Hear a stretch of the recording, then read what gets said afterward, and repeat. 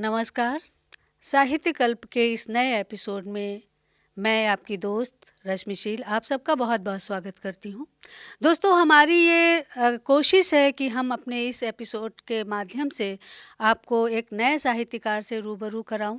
आज हम बात करेंगे श्री संजीव जायसवाल संजय जी से, जो कि रेलवे में एक बड़े अधिकारी रहे हैं, लेकिन इन्होंने साहित्य के लिए अपने पद से ऐच्छिक सेवानिवृत्ति ले ली।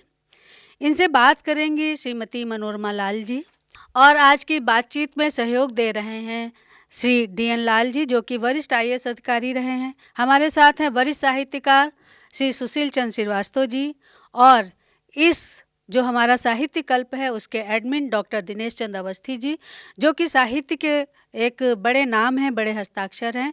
तो मुझे आशा ही नहीं विश्वास है कि जो आज का पॉडकास्ट आप देखने जा रहे हैं वो आपको बहुत पसंद आएगा। आप हमारे इस चैनल को लाइक करें, सब्सक्राइब करें, शेयर करें, और जब आप इसे देख रहे हैं और आपको अच्छा लगे तो कमेंट्स करना ना भूलें। तो आइए देखते हैं आज का अपना पॉडकास्ट, जिसमें बात करेंगी श्रीमती मनोरमा लाल जी, और उनके प्रश्नों का जवाब देंगे वरिष्ठ साहित्यकार संजीव जायसवाल जी। संजीव जी, आज आपको देख के बहुत अच्छा लगा, और आपने जो है इतना सारा लिखा है। संजीव जी एक बहुत बड़े साहित्यकार हैं, और लेकिन इनकी प्रसिद्धि बाल साहित्यकार के रूप में है ज़्यादा। प्रौढ़ साहित्य तो बहुत गंभीर और बहुत विचारशील इन्होंने लिखा है, लेकिन उसके बारे में जैसे अब हम लोग पढ़ते हैं तो बहुत अच्छा लगता है, और बाल साहित्य का ये है कि जब बच्चे पढ़ते हैं तो उनको अच्छा लगता है। इन्होंने चित्रकथाएँ भी लिखी हुई हैं, और बिल्कुल बाल चित्रकथाओं की समृद्ध श्रृंखला प्रस्तुत किया। कितनी है ये सोचिए, 36, और 13 बाल उपन्यास हैं, 20 बाल कहानी संग्रह। पहले मैं बाल से आ रही हूँ क्योंकि छोटे से आदमी बड़ा होता है। अब उसके बाद में आती हूँ, इनके 8 कहानी संग्रह हैं। आपको प्रणाम है। और 3 व्यंग्य संग्रह है, और 3 उपन्यास जैसी गंभीर रचनाएं भी शामिल हैं। यदि बाल साहित्य की बात करूं तो आप बाल साहित्य के तो अब क्या, अब तो संजीव जायसवाल मतलब बाल साहित्यकार हो गए। तो ये है। अच्छा, अब इसके अतिरिक्त नाटकों का भी कोई विधा आपसे छूटी नहीं है क्या? कविताओं के मामले में लगभग शून्य हूँ, मेरी कोई कविता कहीं प्रकाशित नहीं हुई है। और लेकिन आपने नाटक भी लिखा है, और 1250, एक अच्छी बात ये बताऊं दर्शकों कि इनके 1250 से ज़्यादा रचनाएं देश विदेश की प्रतिष्ठित पत्र पत्रिकाओं में प्रकाशित हो चुकी हैं। प्रश्न शुरू करते हैं, थोड़ा बहुत दर्शकों को जानकारी दें। आपके प्रौढ़ साहित्य में गहराई और विचारशीलता का अद्भुत समन्वय दिखाई देता है। हमने भी पढ़ा है आपको। तो वहीं जब बच्चों के लिए आप लिखते हैं तो कैसे उनका मनोविज्ञान समझ के उनकी सरलता और रोचकता को लिख लेते हैं उनके हिसाब से? देखिए, मैं चूंकि हर आयु वर्ग के लिए कहानियाँ लिखता हूँ जी, तो जिस भी आयु वर्ग के लिए लिख रहा हूँ या जो भी हमारा पाठक वर्ग है, अगर उसके मानसिक स्तर पर तारतम्य स्थापित नहीं होगा तो रचना भले ही अच्छी हो, उपयोगी नहीं होगी जी।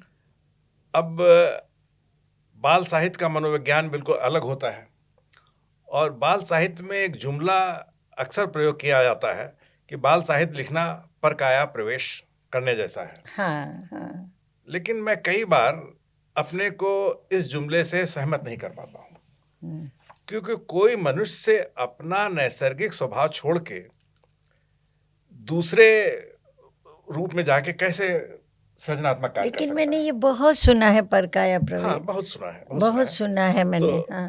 मैं समझता हूँ कि इसके बजाय हमें बच्चों के करीब जाके उनके साथ समय बिताकर उनकी जिज्ञासाओं को, उनकी भावनाओं को, उनके विचारों को समझना चाहिए, और फिर तदनुसार लिखने का प्रयास करना चाहिए। परकाया प्रवेश जैसी बातें जो हैं केवल किताबी हैं, काल्पनिक है जी। मुख्य चीज ये है कि आप बच्चों को समझिए, उनके साथ समय गुजारिए, और लिखने से ज्यादा जरूरी है कि आप दूसरों का लिखा बाल साहित्य पढ़ें। आप हिंदी साहित्य के उन प्रमुख, पहले मैं हस्ताक्षरों में से हैं जिन्होंने अपने बहुआयामी लेखन से इसे समृद्ध किया है।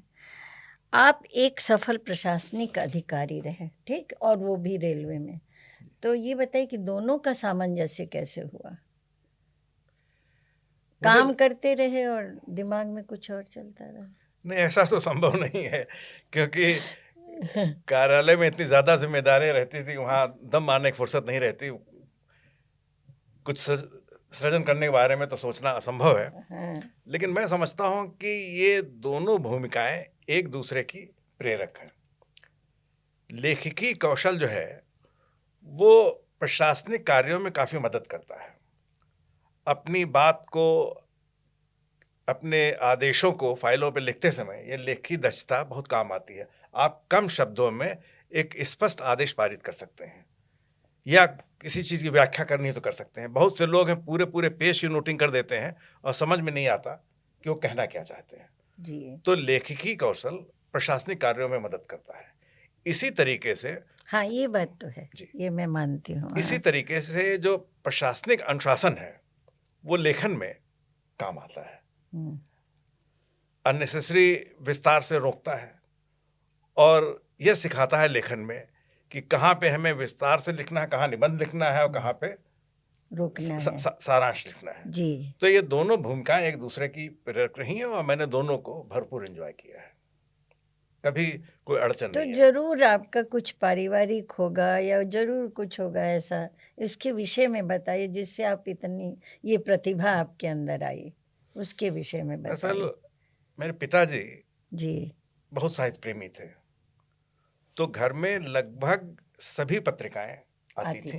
हाँ। और उस जमाने में कई प्रकाशन संस्थान, खास करके हिंद पॉकेट बुक्स काफी बड़ा होता था मेरे बचपन में। उनकी मासिक सदस्यता योजना होती थी और वीपीपी के थ्रू उस महीने में प्रकाशन संस्थान जो भी पुस्तकें प्रकाशित करते थे वो भेजते थे। अच्छा। तो घर में पुस्तकों का ढेर लगा रहता था, तो बचपन से ही पढ़ने की आदत लग गई। पिताजी भी सर्विस में थे? नहीं, पिताजी हमारे जमींदार थे। जमींदार। और अच्छा। बहुत ही अच्छे किस्सा गो थे।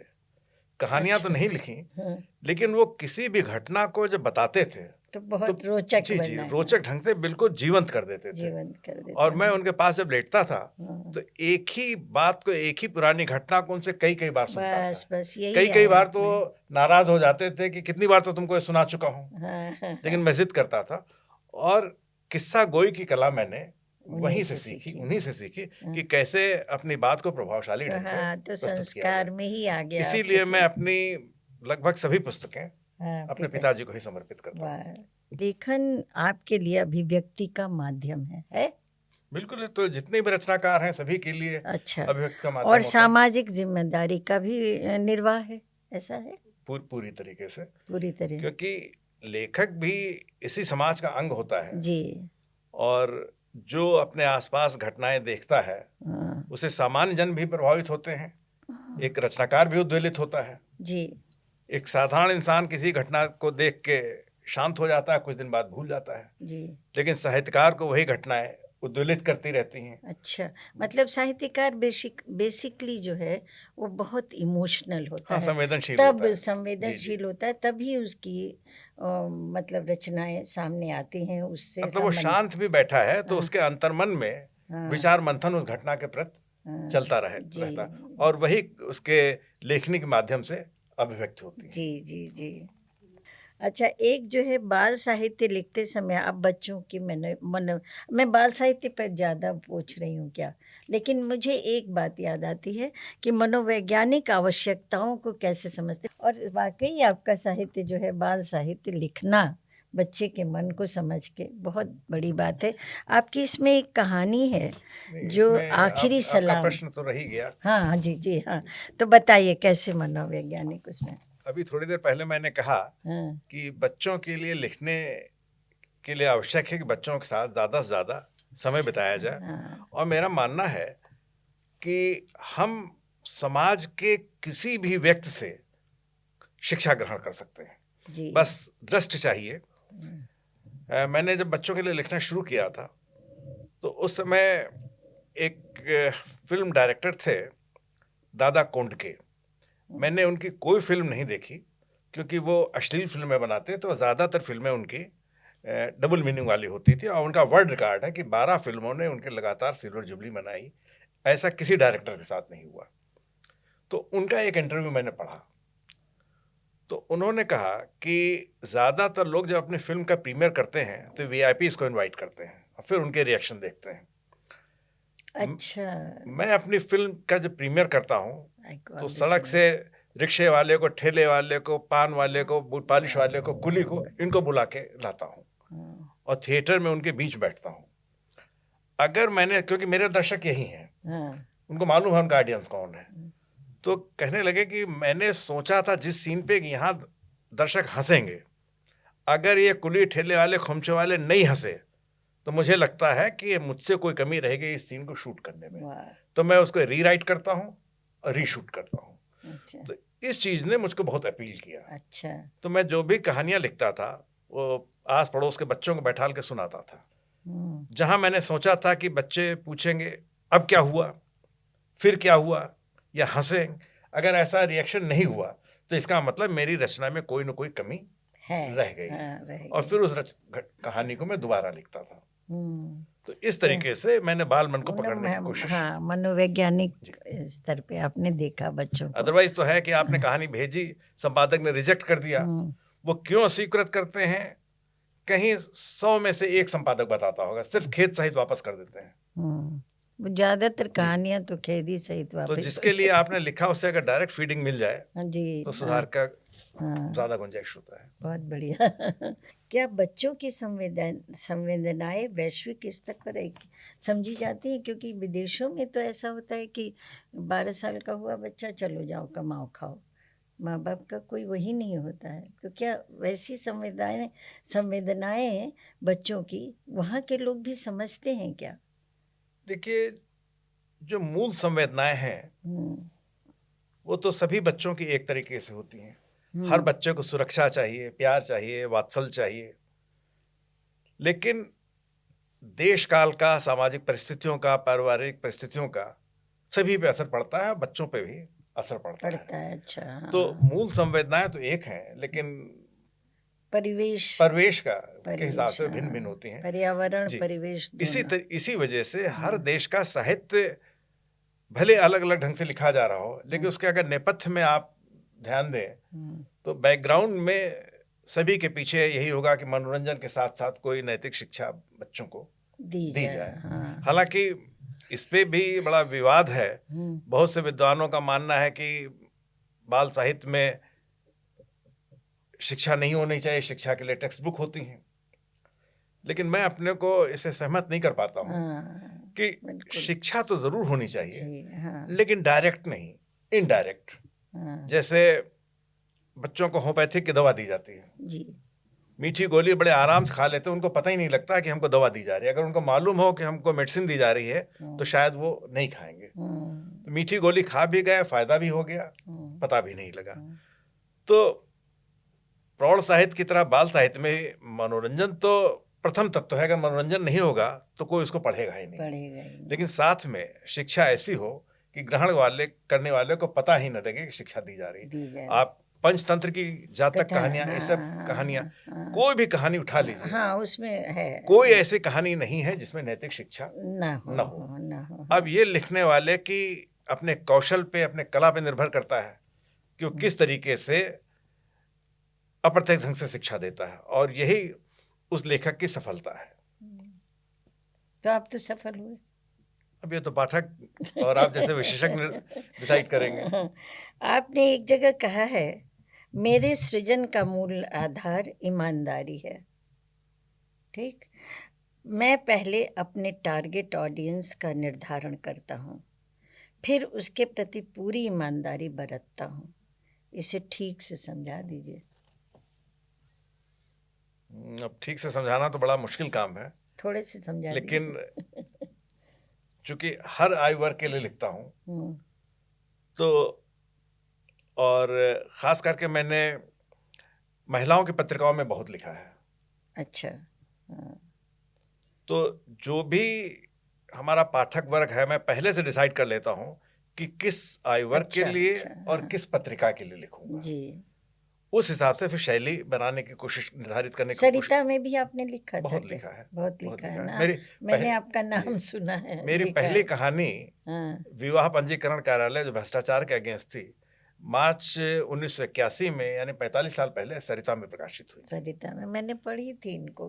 क्योंकि हाँ, अगर हम अपना टारगेट डिसाइड नहीं करेंगे हाँ, तो रचना भले ही अच्छी हो, वो व्यर्थ चली जाए। क्योंकि जो कहानी सरिता में छपेगी वो हंस में नहीं छपेगी, जी, हाँ। जो हंस में हाँ, था छपेगी वो एक सरिता में नहीं इस छपेगी। तरह था एक, तो हाँ, हंस में वाली कहानी जो आपने बहुत अच्छी लिखी, उसको गलती से सरिता में भेज दी तो रिजेक्ट हो जाएगी। रिजेक्ट हो तो जाए। इसका मतलब ये नहीं कि वो कहानी खराब है। ओ, हाँ, तो ईमानदारी बरतने का आशय यही है कि जिस आय वर्ग के लिए या जिस पाठक वर्ग के लिए, तो ये, और लोग यही गलती कर जाते हैं, लिखते अच्छा है लेकिन अलग गलत। पाठक वर्ग के लिए भेज देते हैं। हाँ। हर मैगजीन का अपना पाठक वर्ग है। सरिता पूर्णतः महिलाओं के लिए गृहणियों हाँ, की पत्रिका थी, गृहिणियों की पत्रिका थी, और बड़ी फेमस और थी। एक जमाने छोटी सी में लगभग हर घर में हाँ, सरिता सरिता आती पाई थी। जाती थी।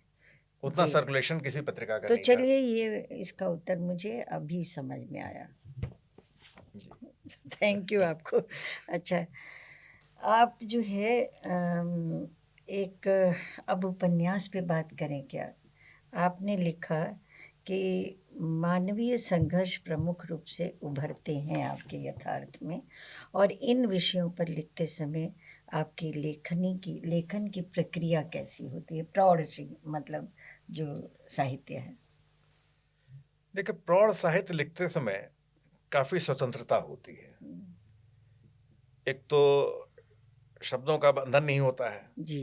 भाषा भी आप मनचाही प्रयोग कर सकते हैं, क्योंकि बाल साहित्य लिखते समय बहुत ही सरल और सहज हम्म, लिखना होता है। अगर अपनी विद्वता वहाँ दिखा दी हम्म, तो फिर बाल साहित्य नहीं रह जी, जाएगा। हाँ, और प्रौढ़ साहित्य में सामाजिक घटनाएं जो हैं, विसंगतियां हैं, किसी भी विषय पे लिखा जा सकता है और काफ़ी विस्तार से लिखा जा सकता है। और मैं क्या करता हूँ कि किसी एक प्रमुख पात्र के साथ स्वयं को जोड़ लेता हूँ। तो उस पात्र का सुख दुख मेरे सुख दुख, उसकी संवेदनाएं मेरी संवेदनाएं, उसकी परेशानियां मेरी परेशानियां हो जाती हैं। तो इससे लेखन काफ़ी आसान हो जाता है। और एक बार जब कंसंट्रेट होकर बैठ जाता हूँ तो मुझे दृश्य दिखाई पड़ने लगते हैं, शायद जी। ईश्वर की कृपा है। हम्म, तो जब दृश्य दिखने लगते हैं तो जैसे एक चित्रकार अपनी तुलिका से पेंटिंग करता है, ऐसे मैं अपने शब्दों से उसका श्रृंगार करने की कोशिश करता हूँ। जी, जी, हाँ, तो हमको प्रौढ़ साहित्य लिखना काफ़ी आसान लगता है। आसान लगता है। हाँ, है तो तुल- प्रौढ़ साहित्य लिखना। तुलनात्मक रूप से, क्योंकि हाँ। छूट काफ़ी होती है। और मुझे लगता है कि इसका प्रौढ़ साहित्य में कहानियाँ जो हैं हर घर में मिल जाती हैं, एक एक कहानी का पात्र मिल जाता है, हर घटना एक एक कहानी का वो होता है। देखिए, कहानियां किसी दूसरे ग्रह से नहीं आती, हाँ, सब हमारे आसपास बिखरी आसपास होती है, से बस ही उन्हें होती है, जी, चुनना होता है। जी, और मेरा मानना है हाँ, कि जितनी भी कहानियां हैं जी, वो कभी न कभी किसी न किसी कालखंड में, किसी न किसी देश हुई काल हैं, में, जी, किसी न किसी रूप में घटित हो चुकी हैं। जी, और हाँ, हम लोग सिर्फ अपने शब्दों में हाँ, उनका पुनः प्रस्तुतिकरण करते जी, हैं। हाँ, अब यहाँ पे एक प्रश्न उठ सकता है कि अगर पुनः प्रस्तुतिकरण है तो फिर मौलिकता क्या है? तो इस पे मैं एक उदाहरण देना चाहूँगा, रामायण। हाँ, बिल्कुल, महर्षि वाल्मीकि जी ने लिखा, हाँ, उसके बाद गोस्वामी तुलसीदास जी ने लिखा। बहुत लिखा तो है। दोनों का प्रस्तुतिकरण बिल्कुल अलग है। हम रामचरितमानस को भी मौलिक मानते हैं और वाल्मीकि जी की भी जी, जी, हाँ, उसको ग्रंथ को मौलिक मानते हैं। जी। तो प्रस्तुतिकरण किस ढंग से किया गया, सब कुछ इस पर डिपेंड करता है। मैं चुप रहूँगी बहुत फेमस आपकी कहानी है, और दूसरा जो है, एक और कहानी आपकी बहुत अच्छी है, फिर सुबह होगी, फिर सुबह होगी उपन्यास है। उपन्यास है, जी। तो थोड़ा सा बताइए। मैं चुप नहीं रहूँगी, हाँ जी। आपने कहीं, हमने पढ़ा था कि आपने कहीं अपनी मदर से, नहीं, मतलब किसी ने हमसे पूछा था कि मेरी कहानियों में नारी पात्र सशक्त क्यों होते हैं, तो उसमें मैंने अपनी मदर का उल्लेख किया है, किया जी, था। जी, जी, हाँ, लेकिन मैं चुप नहीं रहूंगी हाँ, एक बिल्कुल अलग किस्म की कहानी है हाँ, जिसको कई पत्रिकाओं ने प्रकाशित करने से मना कर दिया और सब इंसिस्ट कर रहे थे कि इसका अंत बदल दूं मैं। बदल दें। हाँ, इसमें एक नायिका है जो सिविल सर्विसेज की तैयारी कर रही है और उसका सहपाठी एक बहुत ही प्रभावशाली मंत्री का बेटा है और वो धोखे से उसके साथ रेप करता है और उसका वीडियो बना के ब्लैकमेल करने की कोशिश करता है। तो लड़की घर आती है, अपने पेरेंट्स को बताती है कि मेरे साथ रेप हुआ है। तो पहले तो माँ डांटती है कि मतलब उससे दोस्ती तुम्हें क्यों की? नहीं, तुम्हें शर्म नहीं आ रही है कहते हुए हाँ, कि मेरे साथ रेप हुआ है। तो उसने कहा शर्म तो उसको आनी चाहिए जिसने किया है, मैं तो पीड़िता हूँ, मुझको शर्म किस बात की, और चलिए पुलिस में रिपोर्ट दिखाइए चल के। तो पेरेंट्स मना कर देते हैं। तो लड़की कहती है कि पिछले महीने साथ देने से मना कर देते हैं। तो लड़की कहती पिछले महीने एक्सीडेंट में मेरा हाथ टूट गया था, अंग भंग हुआ था, तो आप लोगों ने मेरा साथ दिया, शील भंग हुआ तो आप साथ क्यों नहीं देंगे? बहुत बड़ी बात है। हाँ, और अगर मेरे साथ बलात्कार हुआ है तो मैं मुंह क्यों छुपाऊं? शर्मिंदा होना हो तो वो हो जिसने पाप किया है। पाप किया और है, उल्टे वो जी। मुझको ब्लैकमेल करना चाह रहा है तो मैं चुप नहीं रहूंगी, आवाज उठाऊंगी। तो हर जगह मदद मांगने जाती है, पुलिस के पास जाती है, पुलिस वाले भी मंत्री का नाम सुन के मना चुप कर हो देते जाते हैं। हैं। हाँ, वो आखिर में परेशान होके लोकतंत्र का चौथा खंभा जो मीडिया कहा जाता है उसके पास जाते हैं।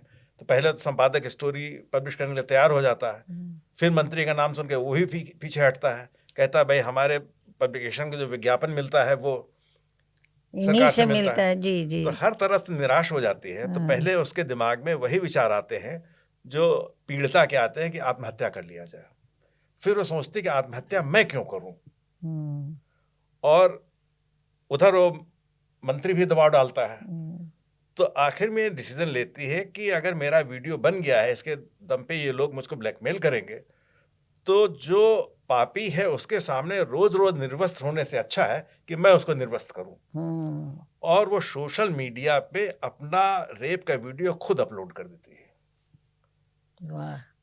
और वो देखते देखते वायरल हो जाता। अब पूरा साथ में वो कहती है कि औरत ही चुप क्यों रहे, औरत ही नहीं, ये क्यों झुके। बहुत बड़ा स्टेप। उसके बाद फिर जो एक आंदोलन शुरू होता है तो सरकार मजबूर हो जाती है उस मंत्री को बर्खास्त करने के लिए और उस लड़के को गिरफ्तार करने के लिए, क्योंकि सारे रास्ते बंद थे। तंत्र ही तंत्र ही ऐसा है। तो क्या क्या आखिरी में वो कि वीडियो तुम्हारा वायरल होना तो मैं खुद करूंगी ताकि लोगों को सच्चाई पता लगे। सच्चाई पता लगे। हाँ, तो ये कहानी काफी चर्चित हुई है। बहुत चर्चित है। हाँ, इसीलिए मैंने पूछा कि कैसे। और फिर सुबह होगी एक उपन्यास है, उसमें मैंने भविष्य की कल्पना की है जब दो राष्ट्रों में एटॉमिक वार हो जाती है जी। उसके बाद जो पर्यावरण का विनाश होता है, उसमें वनस्पतियां नष्ट हो गई हैं और मनुष्य केवल टैबलेट खा के जीवित रहता है। उस समय का युग कैसा होगा अच्छा, आपकी कल्पना यहाँ तक बहुत पहुँचती है, 1000 आगे तक, 1000 साल आगे तक बहुत बढ़िया ले जाते हैं आप। जो कि मतलब अभी आपकी एक कोई कहानी है, लाल साहब को याद है तो सुप्रीम एल्गोरिथम। हाँ, ये बताएंगे, आपको पूछेंगे इस पर। लेकिन है कल्पना आपकी बहुत आगे तक जाती है, क्योंकि बहुत अच्छा लिखते हैं। एक चीज़ मैं पूछना चाहती हूँ। एक उसमें मैं आपने पूछा तो मैं जिक्र कर दूं। हाँ, कि फिर सुबह होगी में जो है संसार, सभी लोग बहुत प्रोटेक्टेड शील्ड में रहते हैं क्योंकि इतनी ज़्यादा गर्मी है कि बाहर निकलेंगे तो झुलस जाएंगे। तो उसमें जो नायक नायिका है वो लोग जा रहे हैं, एक्सीडेंट हो जाता है तो कहीं उनका प्लेन गिरता है, तो वहाँ पे एक पहाड़ है जो इस तरीके से कि गुफाओं में सनरेज नहीं पहुँचती कभी, तो वहाँ पे कुछ मनुष्य जीवित रह जाते हैं। तो वो अपने को जीवित इस तरह रख पाते हैं कि हर हफ्ते अपने में से लाठी डालते हैं, एक मनुष्य को काट के थोड़ा थोड़ा सब लोग खाते हैं कि किसी तरीके से जीवित रह जाए, शायद कोई मदद आ जाए। तो वो बड़ा एक दारुण दृश्य है जो लोगों को सोचना चाहिए कि ऐसी भी परिस्थिति आ सकती है अगर हम लोगों ने पर्यावरण के साथ खिलवाड़ करते रहे और वनस्पति एक दिन नष्ट हो गई यहाँ तो से क्या जोड़ा आपने पर्यावरण को इसमें। बहुत अच्छा, चेतावनी ये पढ़ के बहुत अच्छा लगा। साहित्यकार की जिम्मेदारी है कि वो आगाह करे, चेतावनी दे। अभी तो आपकी जो लेटेस्ट कहानी आई है वो तो बहुत ही चेतावनी ज़बरदस्त है। अच्छा, दूसरा एक आपने आखिरी सलाम, उसको पढ़ के तो मुझे भी थोड़ा लगा तो खराब उसका लगा? नहीं थोड़ा लगा, रुलाई आई, आंसू आए, लेकिन आपने बच्चे की आंख से देखा है तो आप अपना अनुभव बताइए उसमें, आखिरी ये सलाम। कहानी मैंने कारगिल वार के तुरंत बाद लिखी थी। जी। और अगर आप लोग वो दृश्य याद कीजिए, रोज ताबूत में हमारे जो शहीद लोग होते थे उनके शव आते थे, टीवी पे हम लोग देखते थे, तो और परिवार रो रहा है, लेकिन जो शहीद है उसकी पत्नी, उनके होंठ कांप रहे होते हैं लेकिन आंसू रोके हुए हैं, तो वो दृश्य बड़ा विचलित करता था। तो इस कहानी को मैंने तब लिखा था।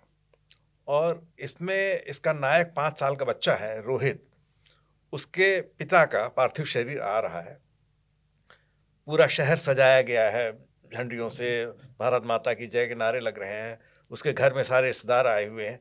तो उसको समझ में नहीं आता कि हो क्या रहा है। वो समझता है कि जब दीदी बुआ की शादी हुई थी तो घर सजाया गया था, शायद उसी टाइप का कोई फंक्शन है। तो वो जिससे भी पूछता है, उसके इतने सारे क्वेश्चंस हैं कि जय तो भगवान की जाती है, हमारे पापा की जय क्यों हो रही है? तो लोग बताते हैं भाई तुम्हारे पापा भगवान हो गए हैं। तो कहता है भगवान तो आसमान में रहते हैं, कि हमारे पापा भी। उसके ऐसे क्वेश्चन हैं जिसका रिप्लाई किसी के पास नहीं है।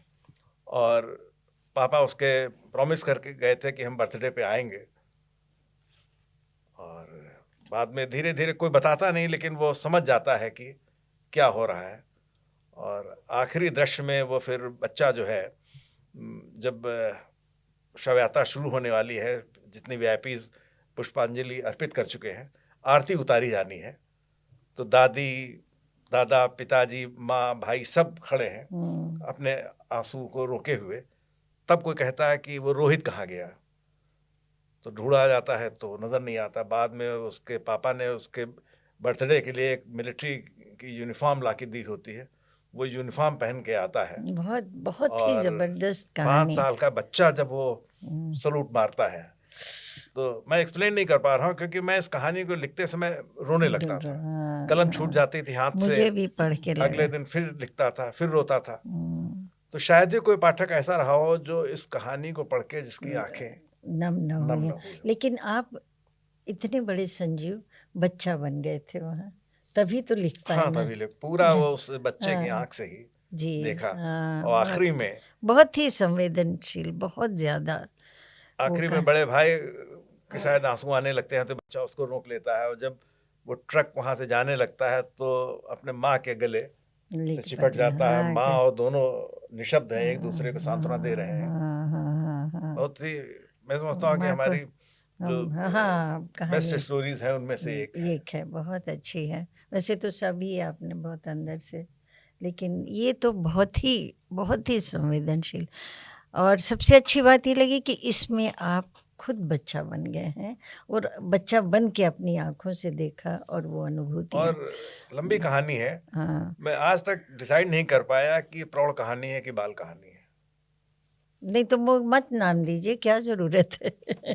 कहानी है बस, और क्या। अच्छा, एक चीज़ और ये पूछना चाह रहे थे कि जब व्यंग लिखते हैं। इस कहानी के बारे में एक इंटरेस्टिंग चीज़ आपको और बता दूं।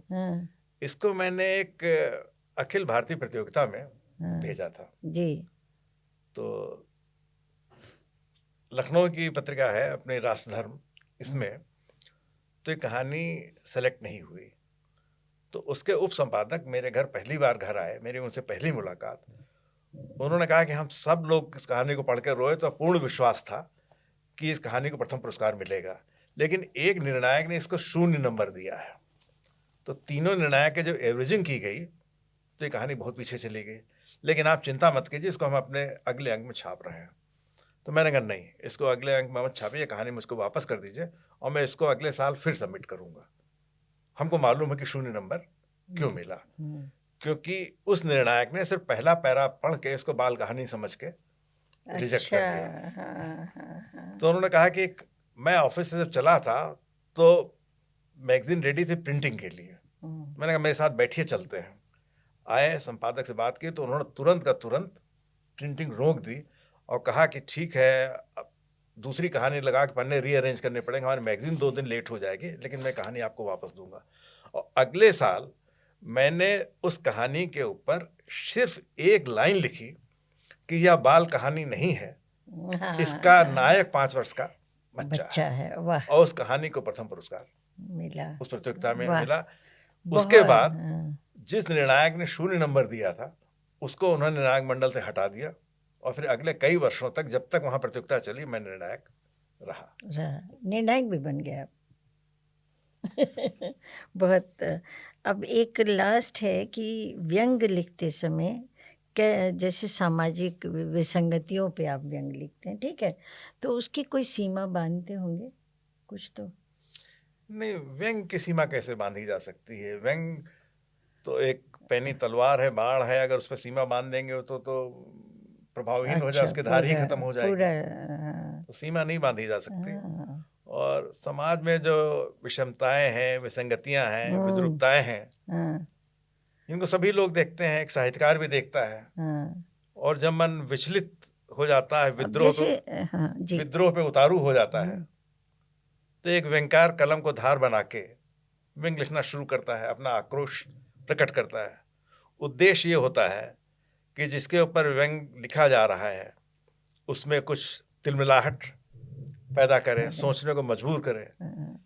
लेकिन यहाँ जिससे थोड़ा चेंज हो कुछ। लेकिन यहाँ एक सावधानी बरतनी पड़ती है कि व्यंग में उसका मतलब उसको तिलमिला तो दीजिए, लेकिन उसका अपमान मत कीजिए। अगर अपमान किया तो फिर व्यर्थ व्यंग अपना अर्थ खो देगा जी। तो न तो व्यंग को परिभाषा निर्धारित की जा सकती है, न कोई सीमा निर्धारित की जा सकती है। व्यंग की धार असीमित है। ये मुझे लगता है कि कहीं जाके स्टॉप कैसे होगा, कैसे व्यंग तो किसी भी विषय पे लिखा जा सकता है, धर्म पे, राजनीति पे, शिक्षा पे, भ्रष्टाचार पर। वही कहानी है ये वाली, तो जिसमें सब जगह वो जाती है, मैं चुप नहीं रहूंगी, मैं चुप नहीं रहूंगी वाली। और आपसे तो बात करते रहे तो कई पॉडकास्ट निकल आए। नहीं, मुझे भी अच्छा लग रहा है आपके साथ बात करने का। आपका आशीर्वाद मिल रहा है मुझको। ये तो है। और अब लाल साहब कुछ प्रश्न पूछेंगे। एक प्रश्न इनका है, अभी लेटेस्ट कहानी पर इनका प्रश्न है, आप बताएं। मैंने अभी हाल में आपकी कहानी सुप्रीम एल्गोरिथम पढ़ी। आपने 1000 वर्ष बाद की परिकल्पना के आधार पर यह कहानी लिखी है और उसके पीछे गहरी वैज्ञानिक सोच है।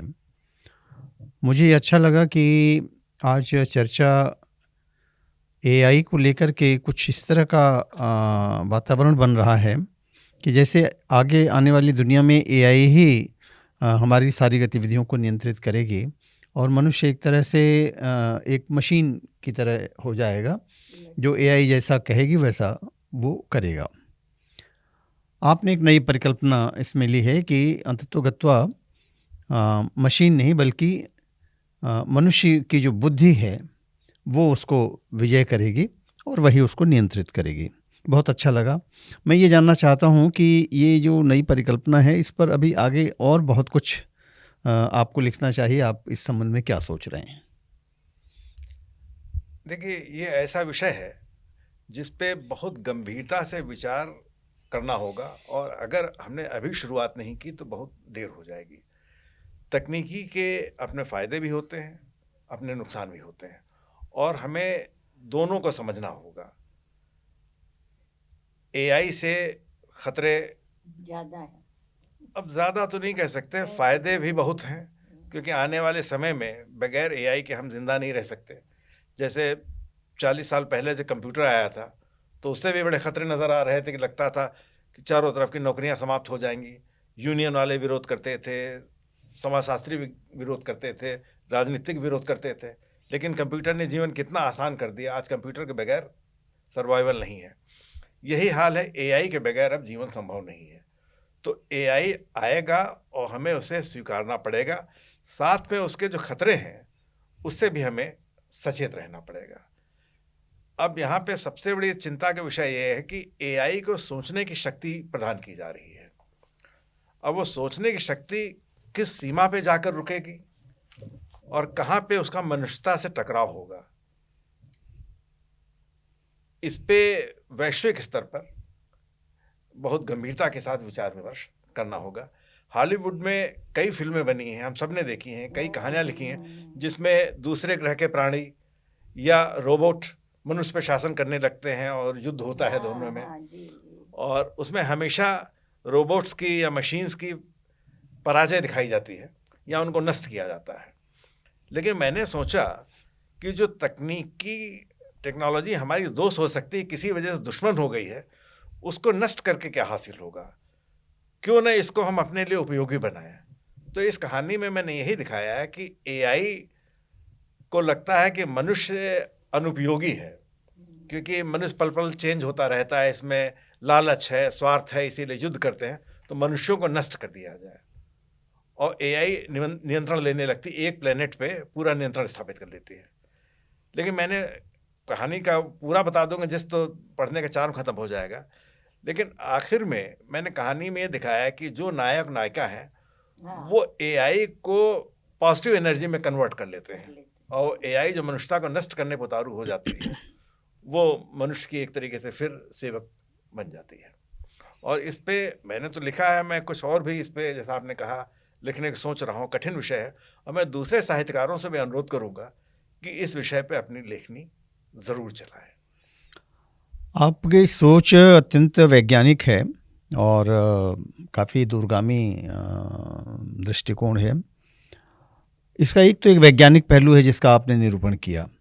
मुझे ऐसा लगता है कि एक इसकी नैतिक सीमा भी निर्धारित करने का प्रयास साहित्यकारों के द्वारा होना चाहिए, जो शायद एटम के साथ शुरुआत में नहीं हुआ। जब एटम का विनाशकारी स्वरूप देखा गया तो लोगों ने महसूस किया, लेकिन एआई का जो स्वरूप है उसमें वैज्ञानिक सीमाओं के साथ साथ नैतिक सीमा और नैतिक मर्यादा के संबंध में भी साहित्यकारों को सोचना पड़ेगा। बिल्कुल सोचना पड़ेगा। और मैं एक उदाहरण देना चाहूँगा कि आज सबसे प्रतिष्ठित पुरस्कार नोबेल माना जाता है, लेकिन जिन सज्जन ने डायनामाइट बनाया था और विश्व युद्ध के टाइम पे उसका विनाशकारी स्वरूप सामने आया था, किसी ने सोचा नहीं था कि ये कितना विध्वंसक हो सकता है। और वो साहब, उनके भाई की मृत्यु हुई।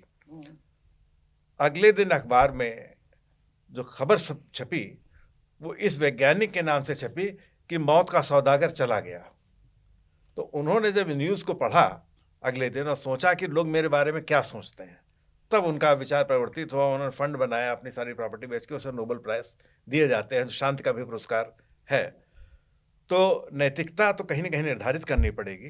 तो इसी तरीके से एआई के साथ भी, जैसा आपने सुझाव दिया, बहुत महत्वपूर्ण है, उसके नैतिक मापदंड बनाने पड़ेंगे, नैतिक सीमाएं निर्धारित करने की, और कहीं न कहीं प्रतिबंध लगाना पड़ेगा कि इसके आगे एआई कार्य न करे।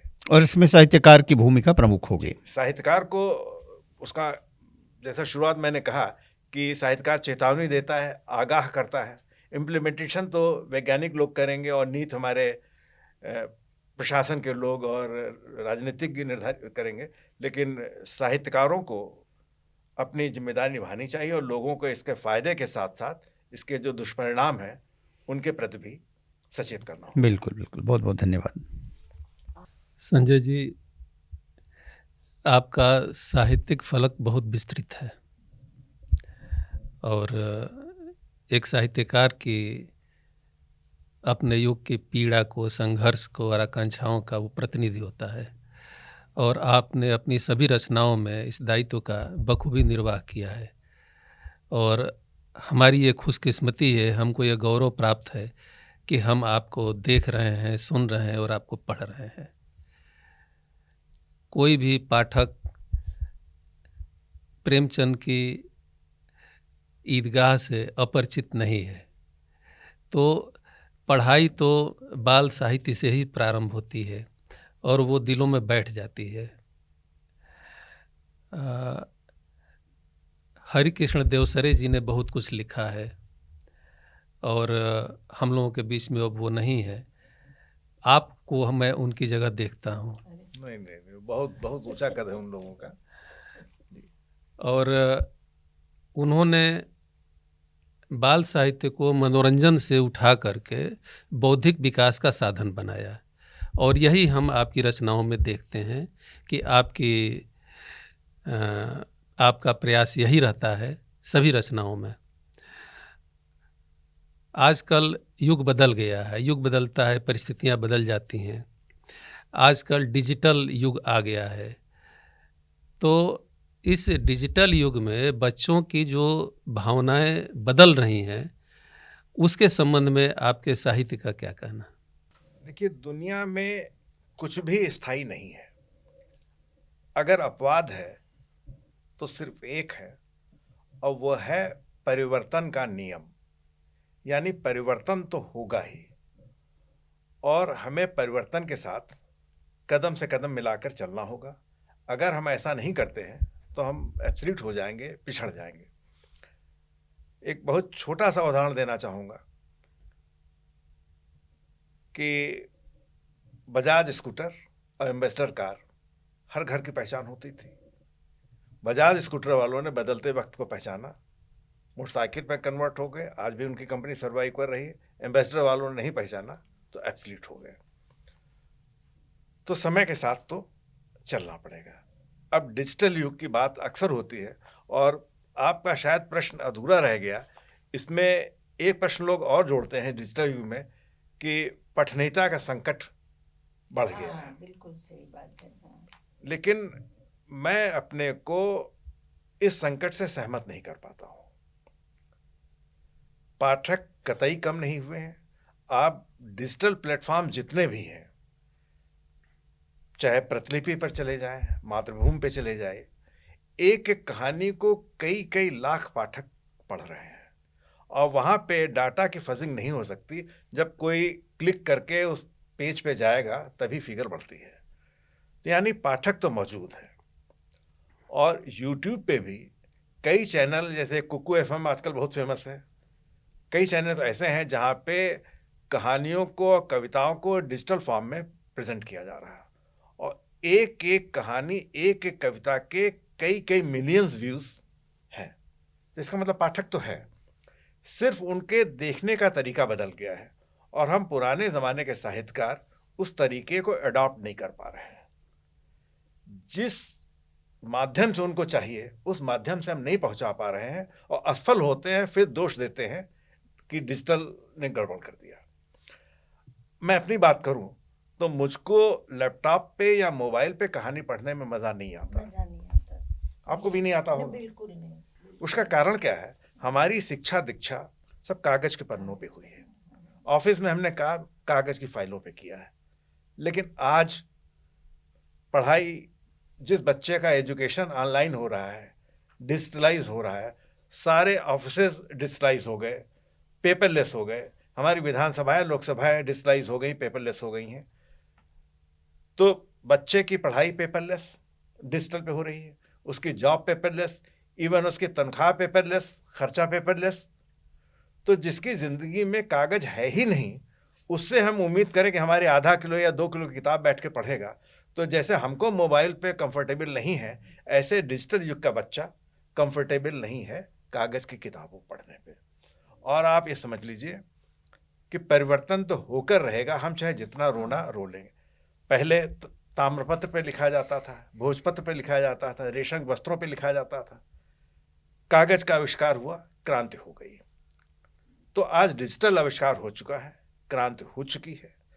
आप देख लीजिएगा 2 से 3 दशक के अंदर ये कागज की किताबें संरक्षित वस्तुओं की श्रेणी में चली जाएंगी। कटु सत्य है, आप स्वीकारें या न स्वीकारें। तो आप न स्वीकारिए। एक इसका एक दूसरा पहलू भी है।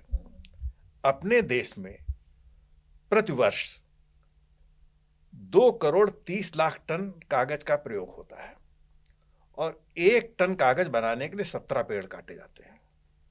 तो अगर इतने कागज की आवश्यकता हो तो करीब 40 करोड़ पेड़ हर साल काटे जाएंगे। गनीमत है कि 70% कागज रिसाइकिल हो जाता है। फिर भी जो बचा उसके लिए करोड़ों करोड़ों पेड़ हर साल काटे जाते हैं।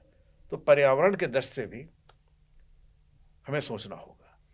और डिजिटल आज के युग की सच्चाई है, सब कुछ डिजिटलाइज हो रहा है, सरकार का पूरा जोर है। इवन मैंने सुना है कि यूपी गवर्नमेंट में अपने यहाँ जो लोग ऑनलाइन फाइल सिस्टम पे नहीं जा रहे हैं उनके खिलाफ अनुशासनात्मक कार्रवाई की जा रही है।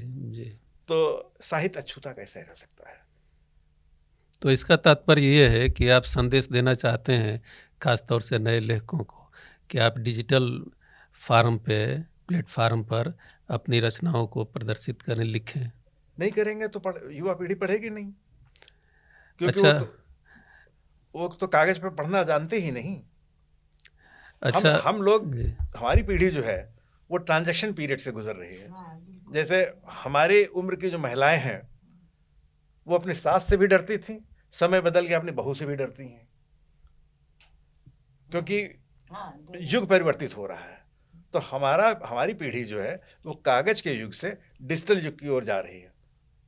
तो हमारी उम्र के लोग परेशान हैं, लेकिन जो बच्चा है वो कंफर्टेबल है, वो किंडल पे ही पढ़ेगा।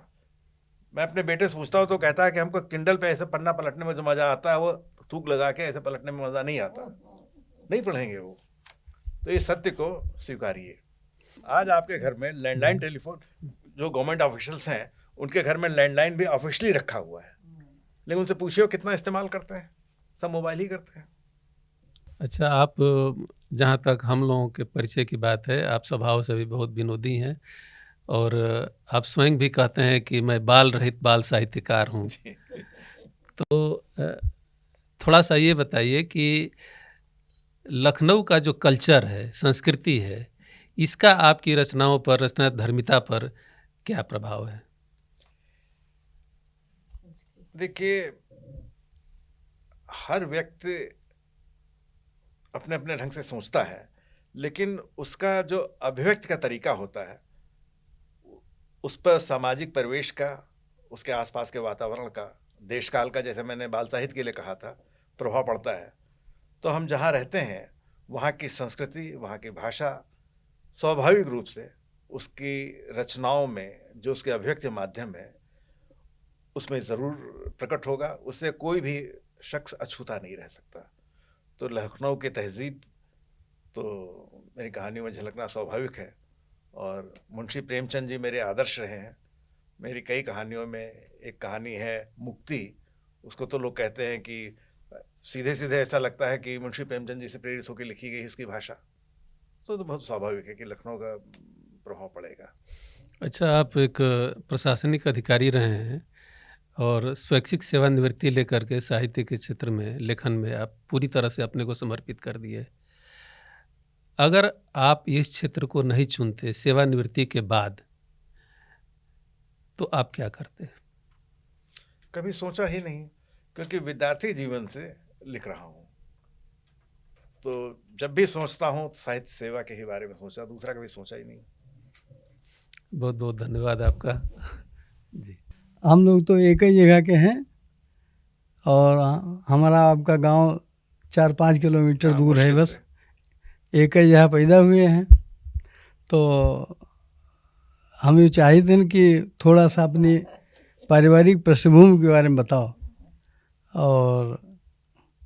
और हमारे जो बच्चे हमारे हैं उनके बारे में, बहू के बारे में बताएं। और थोड़ा सा यह बताओ कि आपकी बहुत सी कहानी वगैरह अनुवाद हुआ है, तो हम चाहते हैं कि उनके बारे में भी थोड़ा सा बताओ तो हमका लोगों ने अच्छा लगे है। देखो, अनुवाद जो भवा उमा हमार कोई योगदान नहीं, सीधे सीधे माँ सरस्वती कृपा है। हम तो एक ही भाषा में लिखें, लोगों पसंद आ गवा तो ही अनुवाद कर देने। अब जैसे और लोगों समझ में आई कि ना आई? अरे खूब अच्छे से आ रहा है। जैसे हमारा एक उपन्यास है, होगी जीत हमारी, ये भारत सरकार के प्रकाशन विभाग से ने प्रकाशित हुआ है। ये 15 भाषाओं में प्रकाशित हुआ है और पर्यावरण संरक्षण पर है। और सबसे खास बात यह है कि इसमें हम पर्यावरण शब्द का प्रयोग ही नहीं किया है। उसके अलावा कुछ किताबें हैं बच्चों की, चंदा मामा, सूरज की गुस्सा, चंदा गिनती भूल गया। चंदा गिनती भूल गया का करीब 15 भाषाओं में अनुवाद हुआ है, और सूरज की गुस्सा, टूटा पंख, इनका 10 भाषाओं में हुआ है। और सबसे खास बात है कि बहुत छोटी कहानी है जो किताब के रूप में प्रकाशित हुई है, वह हंस दिया। वह विश्व की 164 भाषाओं में उसका अनुवाद हुआ है। ऐसी ऐसी भाषाएं जिनका कभी नाम नहीं सुना। और आप पारिवारिक बारे में पूछो तो हम लोगों का जमींदार परिवार था, धौरहरा के रहने वाले थे, कई गांवों की जमींदारी थी, बाबा मजिस्ट्रेट थे, फिर राय साहब का खिताब मिला था, फिर राय बहादुर का खिताब उनको मिला था। बाद में कुछ गड़बड़ कर दिए तो सर का टाइटल मिलते मिलते रह गया, किसी क्रांतिकारी की मदद कर दिए थे सुना। और पिताजी जमींदारी चली गई थी तो खेती बाड़ी देखते थे। हम 4 भाई हैं, 2 भाई वही रहते हैं गांव में, और अभी भी बड़े भाई डॉक्टर हैं, छोटा भाई उसका दवा का काफ़ी बड़ा व्यापार है। तो गांव बचा है। हाँ, गांव बचा है। अभी 3 दिन पहले वहीं होके आया हूँ। अच्छी बात है ये। हाँ।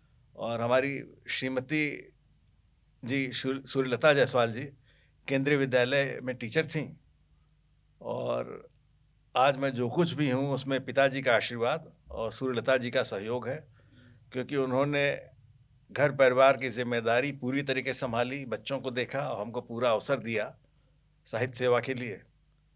2 बेटे हैं, बड़ा बेटा विपुल जायसवाल, उसकी अपनी मार्केट रिसर्च कंपनी है, मुंबई में रहते हैं, और छोटा बेटा उसने IIM लखनऊ से MBA किया है, वो गुड़गांव में रहता है। यहाँ लखनऊ में हम पति पत्नी 2 लोग हैं, और पूर्ण रूप से मैं साहित्य के लिए समर्पित हूँ, और आप लोगों का प्यार जीतने की कोशिश करता हूँ। जीत चुके आप। तो दोस्तों, अभी हम सुन रहे थे संजीव जी की बातें, उनकी रचनाशीलता को बात कर रही थी मनोरमा श्रीवास्तव जी। और मुझे आशा है कि आपको आज का ये एपिसोड बहुत पसंद आया होगा। बातें बहुत सारी हैं, लेकिन समय के अभाव में हमने एक बड़े कैनवास के कुछ चित्रों को देखा है, और अगर हमें समय मिला तो हम एक बार आपको और बुलाएंगे। और हाँ, क्योंकि बातें बहुत कुछ हैं और हमारे दर्शक जानना भी चाहते हैं आपकी रचनाशीलता के विषय में और से और, तो बातें कभी ख़त्म नहीं होती हैं, पर समय की सीमा है, इसलिए अब हम इस एपिसोड को यहीं बंद करेंगे। मगर आपसे गुजारिश है कि हमारे इस चैनल को लाइक करना, सब्सक्राइब करना, शेयर करना और अपने कमेंट्स देना ना भूलें। हम फिर मिलेंगे। धन्यवाद। नमस्कार। नमस्कार।